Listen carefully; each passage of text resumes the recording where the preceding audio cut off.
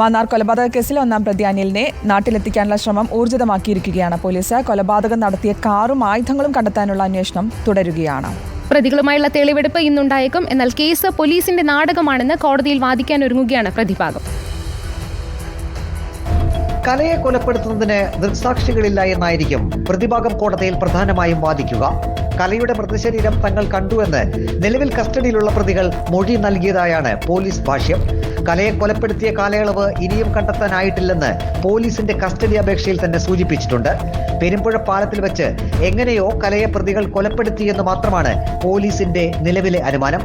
കസ്റ്റഡിയിലുള്ള ജിനു, സോമരാജൻ, പ്രമോദ് എന്നിവർക്ക് കൊലപാതകവുമായി ബന്ധമുണ്ട് എന്നതിന് പോലീസിന്റെ പക്കൽ ഡയറക്ട് തെളിവുകളൊന്നുമില്ലെന്ന് പ്രതിഭാഗം അഭിഭാഷകൻ സുരേഷ് മത്തായി വ്യക്തമാക്കി.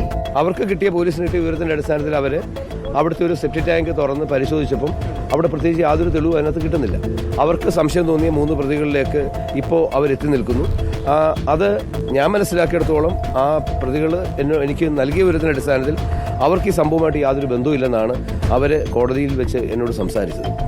അവരെ ഇപ്പോൾ ഇതുമായി ബന്ധപ്പെട്ട് കണക്ട് ചെയ്യുന്ന തരത്തിൽ എന്തെങ്കിലും തെളിവുള്ളതായി പോലീസ് കോടതിയിൽ കൊടുത്ത റിമാൻഡ് ആപ്ലിക്കേഷനിൽ നിന്നും ഡയറക്റ്റ് ആയിട്ടുള്ള എവിഡൻസ് ഇല്ല. കല കൊല്ലപ്പെട്ടതാണെങ്കിൽ കൊലപാതകത്തിന് ദൃക്സാക്ഷികൾ ആരുമില്ലെന്നും സെപ്റ്റിക് ടാങ്ക് പരാമർശം പോലീസിന്റെ കസ്റ്റഡി അപേക്ഷയിൽ ഒരിടത്തുമില്ലെന്നും പ്രതിഭാഗം അഭിഭാഷകൻ പറയുന്നു. ഒരു തെളിവ് ശേഖരിക്കുന്നതുമായി ബന്ധപ്പെട്ട ഒരു പരാമർശം പോലും പോലീസ് റിമാൻഡ് ആപ്ലിക്കേഷനകത്തോ കസ്റ്റഡി ആപ്ലിക്കേഷനകത്തോ രേഖപ്പെടുത്തി. അതിൽ നിന്ന് തന്നെ വ്യക്തമാണ് ഇന്നലെ നടന്നുവെന്ന് പറയുന്ന ഒരു തെളിവെടുപ്പ് ഫലത്തിൽ യാതൊരുവിധ പ്രയോജനമില്ലാത്തതായ ഒരു സംഗതിയായിട്ടാണ് പോലീസിനും ബോധ്യമായിട്ടുള്ളത്. കലയുടേത് കൊലപാതകം തന്നെ എന്ന് തെളിയിക്കാൻ പോലീസിന് ഏറെ വിയർപ്പൊഴുക്കേണ്ടി വരുമെന്നും പ്രതിഭാഗം പറയുന്നു.